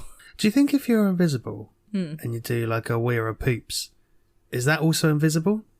Do they cover that in like The Invisible Man? Chris and I watched that recently. I feel like there was no pee. I can't remember. I don't know. If it's like a connectivity thing where it's attached to you, surely the second you're going for a shit and it like drops out the sphincter, it's going to be visible. Someone's going to be like, why is there just a turd just appeared out of nowhere? And it's just going to be me, invisible, shitting on someone's lawn. Okay. Well, eventually the dad finds out about the lady that is invisible, and they catch her in like a tablecloth, and then they hang her. And that's the end of that story. Christ. Rod is talking. He's like, you can call into the radio show and tell me your stories. So some of them are Rod's stories that we see, and then others are people on the phone telling them. And Rod tells a story about how he saw his first dead body, who was his grandma, and how his mum put coins on her eyes. You know how that's a thing to... Yeah. I thought it was for the River Styx. Pay the ferryman. Yeah, but he talks about a different river, but I didn't write it down. I assume... I didn't look it up. I assume this is by an Australian bunch of people. This next story is about a kid in Australia, and they start telling the story of Mary and her mum who live in Victorian Australia, I guess. I don't know if that was a thing. Are you sure they don't mean Victoria, Australia? Yeah, Victoria. No, because they were taking photos of dead bodies like Victorians did, and they were wearing Victorian dress. Okay. And using a big camera, you know, where you put the... Yeah, okay. Well, that's made us look stupid. We were pretty smug about that, Dan and I. Yeah. Speak for yourself, right? I was. So Mary and her mum take photos of dead bodies, and they have gone to a cabin in the middle of nowhere to take a picture of this dead girl who was called Mary. They open up the coffin that Mary is in, and Mary's been dead for a couple of weeks. So the room fucking stinks, but it doesn't affect... Let's go with live Mary and dead Mary. It doesn't affect live Mary. So mum makes her do it on her own. And it's basically a kind of crappy story about how dead Mary won't sit still. It creeps out live Mary. There is one bit, which I don't know if it's good or not. Live Mary has to use a spoon to turn dead Mary's eyeballs round the right way. Because, you know, they wanted them to look alive. Right. So what, to go in behind? No, because I think her eyes had like rolled back in her head. So live Mary like rolled them back again. Okay, sure. All right. Yeah. There's a whole thing of like dead Mary is scaring live Mary because she'll disappear and she'll move and stuff like that. Okay. Eventually live Mary runs out, shows her mum the picture, and it's blurry. So mum's like, fuck off, get back in there. And eventually live Mary makes friends with dead Mary. So Dead Mary poses for the photo and it looks nice. And that's the end of that one. Ridiculous. These are brilliant. Ridiculous. It's going to get more ridiculous. Rod takes some more calls and he talks to a lady who tells a story about a girl who tried to dry her hair in a microwave. Oh, we've all been there. It's like Sylvia fucking Plath. Oh, what a fucking idiot. Yeah, she's going on a date with the man of her dreams and she's washing her hair, but she suddenly realises that he'll be there in 10 minutes and she can't find a hairdryer. So she uses a screwdriver to override...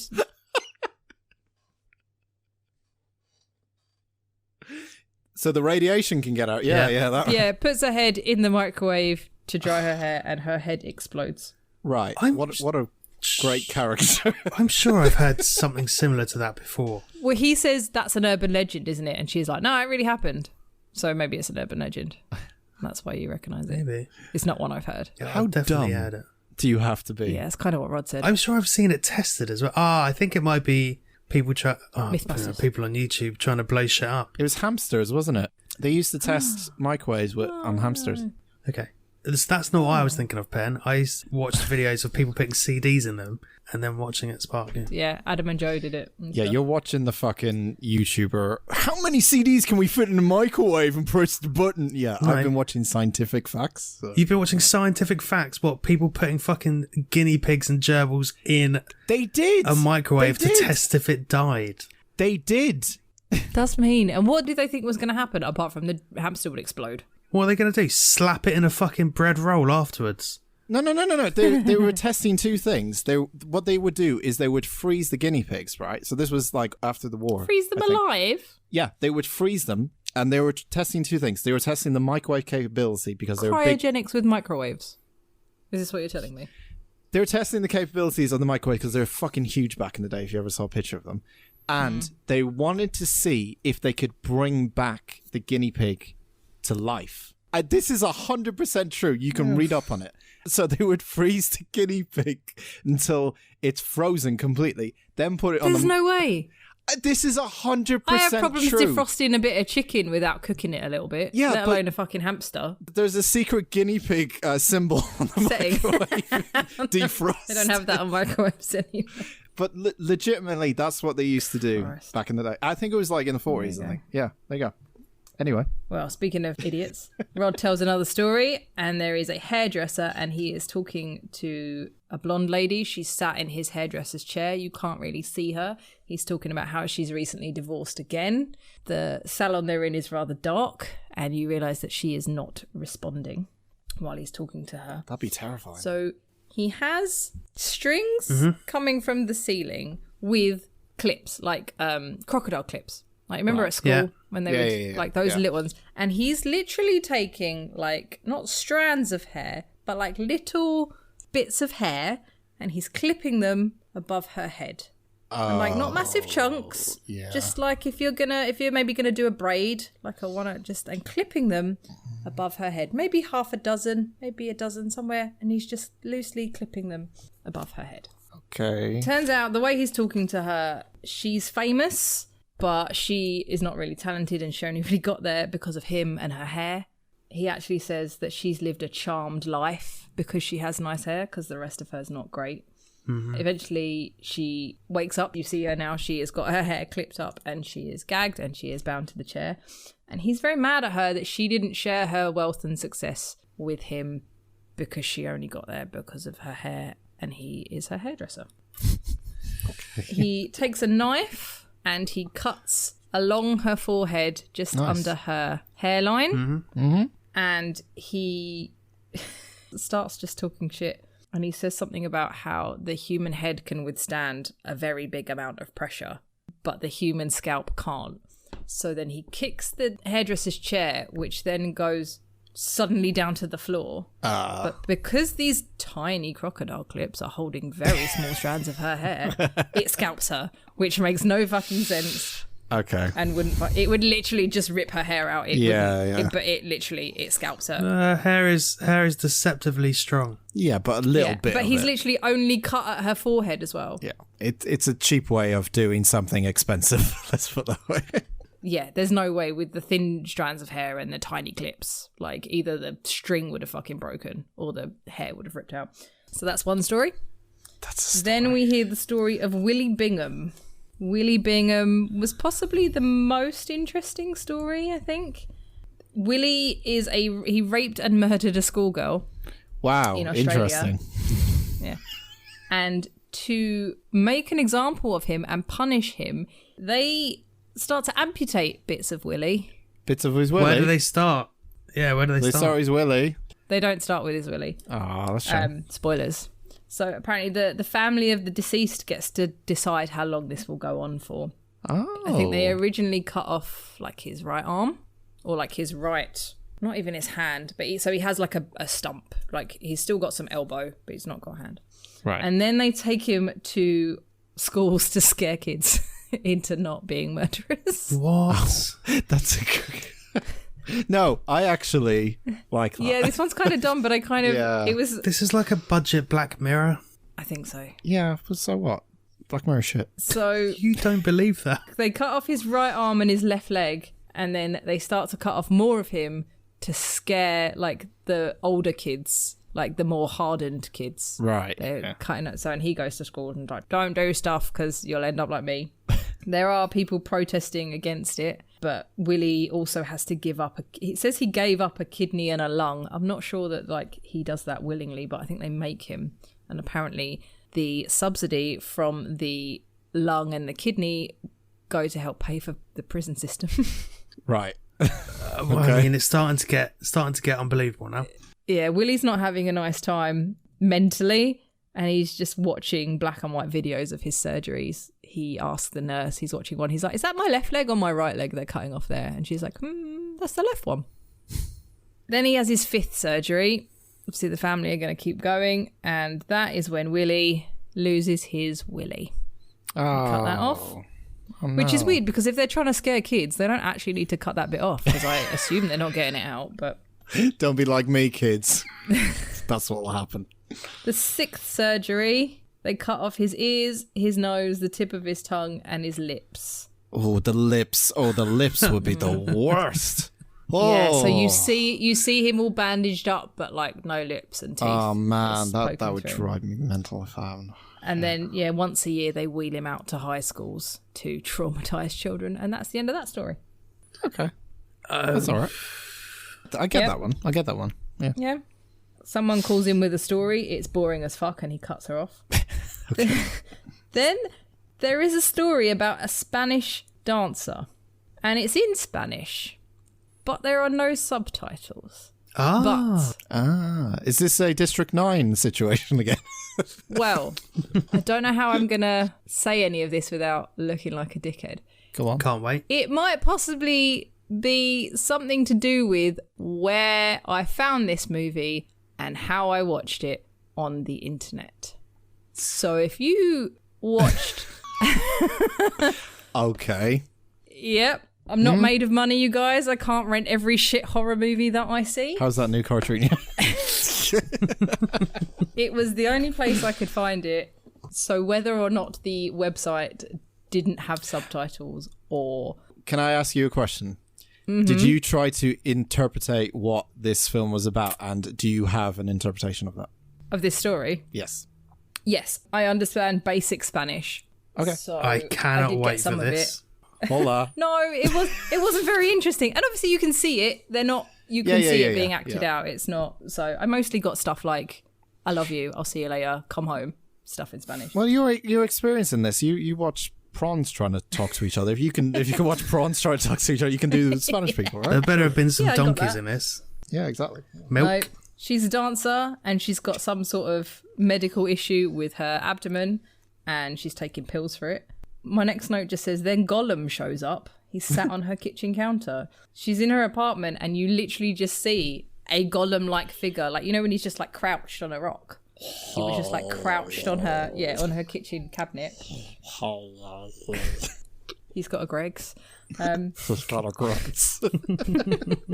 Starts chasing her. She's running around her house. She can't get out of her own house because she's locked the door, I guess. Then she has massive stomach pain. Then she wakes up and it was all a dream, I think. But then she's on the phone and a guy is just screaming down the phone. Like, I think her name was like Magda or something. And he's like, come home, I think. I've now named him Skeleton Gollum because he looks slightly less Gollum-y now and more skeleton-y. Okay. He attacks her and he throws her on her bed and I think he rapes her. Okay.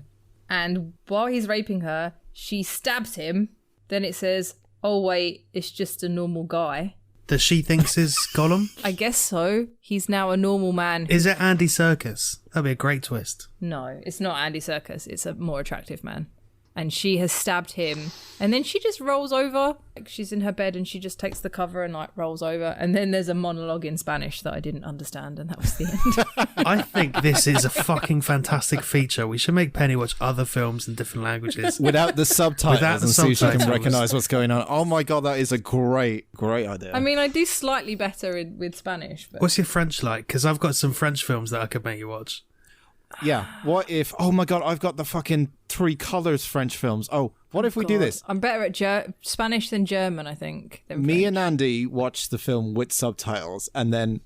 But you explain what you think it is first and then we correct you on every single one. We could make that a segment. That's a good one. I have got the absolute perfect French film for you to watch without subtitles that Dan and I watched beforehand. Sweet. Because I've seen most of it. If it's Martyrs, I'm not watching It's Martyrs. not Martyrs. Again. I watched most of it and I had no idea what was going on. Oh, fuck. So it's going to be great. We'll do that. Rod's in his studio and there's some old telly that keeps turning on. There's a kid watching cartoons and she is in her house on her own. You think she's on her own and she's following a trail of balloons. She ends up at the kitchen and there's groceries on the floor. And this was the only creepy bit of the entire movie. There's like a creepy hand that comes around the door frame. Mm-hmm. And I don't know, I've written, it looks like Skeleton Gollum again. I'm not really sure if it's a running He's thing. back. Andy Serkis is back. Yeah, well then you get a close-up of him. He's all crouched again in the kitchen, but he looks like a very creepy man, like covered in like black and white ash, almost. Right. Like, you know, when stuff is so ashy, it's like white on the outside and black on the inside. He kind of looked like that, and he was really creepy. He does a magic trick and gives the little kid a ball. And then there's a pool of blood on the floor, and he wipes it, and he starts to wipe it on his face so he looks like a clown. And I really didn't like it. Can we go back to the magic trick? What does he do? He just kind of wiggles his hands around and goes like moves his hands around, and then suddenly there's a red ball in his hand, and then he... a classic. He's very good at being creepy, and he's very creepy as a clown, and then he just kind of moves out the way and is like, ta-da! He doesn't say ta-da, but he does like the ta-da hands.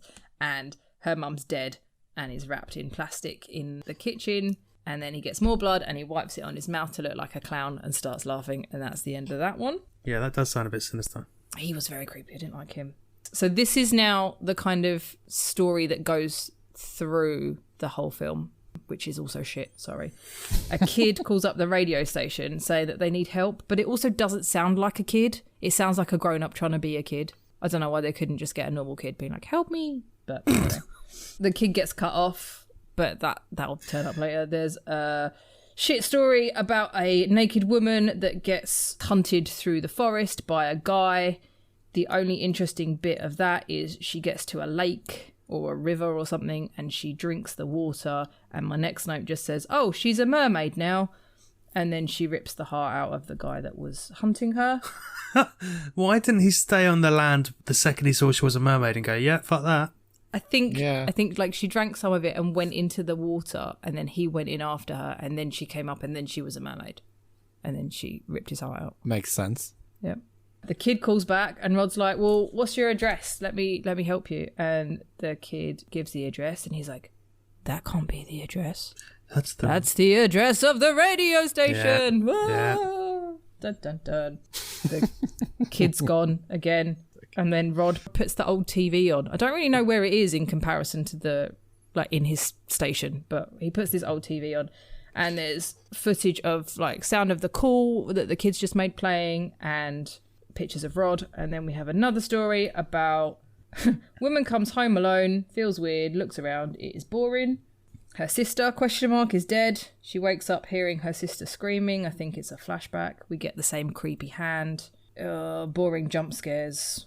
Yeah, it's just like a monster is chasing her around her apartment, and then it turns out to be the sister as a monster or something that end. they got worse as they went on. Rod opens like a big chest in the studio and it smells really bad. And then there's a shot of Rod and he's beating a woman to death with a baseball bat. Huh. And you can hear the kid making the call. So this is the end of Rod's story. And there's a boy hiding in the chest that he's just opened, making a call to the police, like, help me, he was gonna kill me. So Rod beats the woman to death with a bat, then he opens the chest, finds the kid, beats the fuck out of him. And then we'll just put, now he remembers, like Rod's just sitting there, like he's got his hands over his eyes and it's as if he's remembering, but like the studio is all dark and covered in cobwebs. So it's a bit like, I don't know how long he's been there. I don't really care. And then he kind of looks up and he just goes like, welcome to Nightmare Radio. And then all the neon and all the studio starts to light up again and he starts doing his radio show. And my last note just says lame. And that was the end. Sounded like it started strong and then went downhill. I thought she was going to have like a final twist where Rod finds out his second name is Stuart. No, that'd be ridiculous. It sounds like those kind of films that anything can happen sort of reveal. So I was like... Yeah, I mean, what would make more sense? Because we know there's like weird sort of creatures and stuff, as if it was Rod Hull. Oh, yeah. Oh, he would be creepy. And an emu. Yeah, he just had like a creepy emu puppet. And a zombie emu. Or Rod, Jane and Freddy. Don't know. We're outside of my knowledge now. Oh, from Rainbow. Wasn't there a similar thing like... I don't know if you talked about this before, Pam. Wasn't there a similar anthology that was set in a radio station? No, it might have been a TV station. I can't remember. Was it American Nightmares? Nightmare was kids watching stuff on the computer. Yeah, but it had Danny Trejo. Wasn't there a TV station one? Or was it VHS, which we haven't talked about on here, which is a good anthology. Oh, yeah. We have to talk about VHS. VHS is a guy... They break into some guy's house and find his collection of VHSs. Only the first one, though.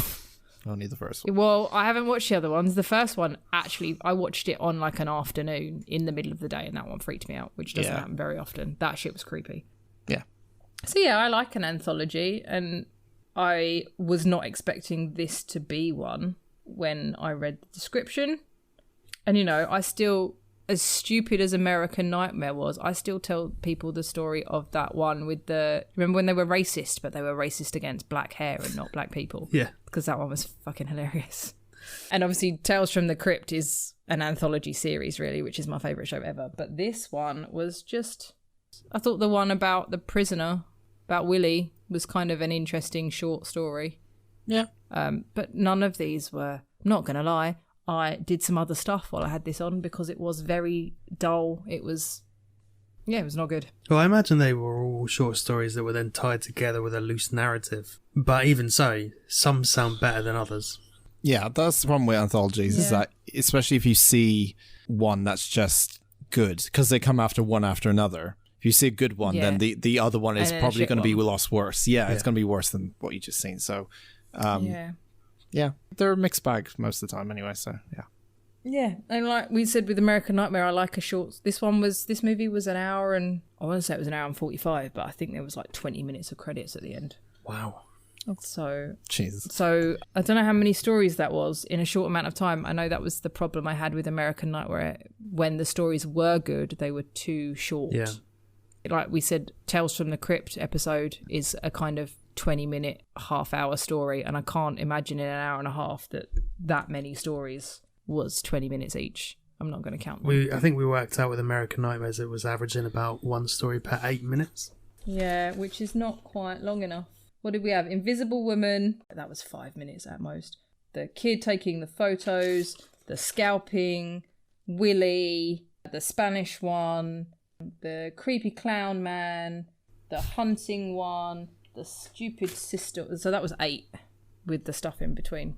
So 8 in an hour and a half. Someone math. It's not long enough. No. Okay. So, yeah. I nearly watched one about a haunted tape player instead, but I'll save that for another time. Oh, great. Oh, can't wait. Dan will be excited. This is a very special night. There's a heavy storm. I'm Rod Wilson, and on this stormy night, we are going to tell horror stories. Never change, Pan. Never change. Well, I'll lose my title as... Am I a minister? What did you call me? You are Head of the what Department of Horror or something? Of shitty horror movies. Andy's the minister for of- Shambles. No, that's me. That's Andy. Yeah, that's What you. am I? You're Department of Shit Horror. Oh, I need to be head of the department. Thank you very much. You're just in the department. You're not the head. Nah, you're just in there. We don't really pay you that What? well, but you just sat How's he there. the fucking minister? Because I do the least amount of work. In fact, that's bollocks. Thank you. That is No, absolute that's bollocks. true. I do the most amount of work, but I also get the blame. I get the blame for everything, so... Okay, for the hence horse's minister. mouth. You heard it here first, ladies and gents. It came from the horse's mouth. I don't do that much work. Thank you very much, Andy, for that. Minister for Shambles. Well done. Well, I was also sent that movie Clown Nado, but I'm not No, watching that because no, clowns are stupid. no. So You were sent it twice in 12 hours. In just the conversations that I could see. Yep. But yeah, not doing that. Pen, what's the socials? You can find us on Instagram and Facebook at Unusual Suspects Pod and on Twitter at Unusual Podspect. I am at Penny_Photopit. At Don Talks a Lot. At Joyce's 21. At Minister of Shambles. At Minster Shambles. Next week is Film Out of the Hat time, so we're watching Andy's choice. Another vampire film, Abraham Lincoln Vampire Hunter from 2012. I don't know why I'm not looking forward to it. You'd think I would be. Oh, it's going to be great. It's going to be great. You can't have Minister of Shambles on Twitter. It's too long a name. Shit, what about Instagram? I'm happy to change my Instagram name. Yeah. What? At Minister Shambles? Minister of Shambles, yeah. Or maybe Ministry of Shambles. Ministry. What am I? Well, I would say you're the glue, but... I gotta be like a department or something, like a president or something. You're like head of timekeeping. That's shit. It's not very exciting though. I quit. Well, it's also not correct. No, come on. That was ages ago now. You can't keep going on the meme that Dan fucks up with the timing. He's been pretty good recently, No, let's be it's honest. been good. He's been good in Yeah. the 3 episodes he's been back for. Yeah, I've been fucking consistent. Keeper of stopwatches. Oh no, he's fucking head of long stupid titles. Yeah. Me. Okay, I'll take that. Surely you've got to make that a long title. Yeah, I'm not. I'm tired. I don't know. Executive Minister Fucking executives, and I get fucking department. to the Just- President I'm going to my of union. long titles that last forever. Department. Sold. Anyway, bye everyone. And on that note, goodbye everyone. We'll Yeah. see you next Bye. week. Bye. Wait till I get promoted. It's gonna be amazing. Never going to happen.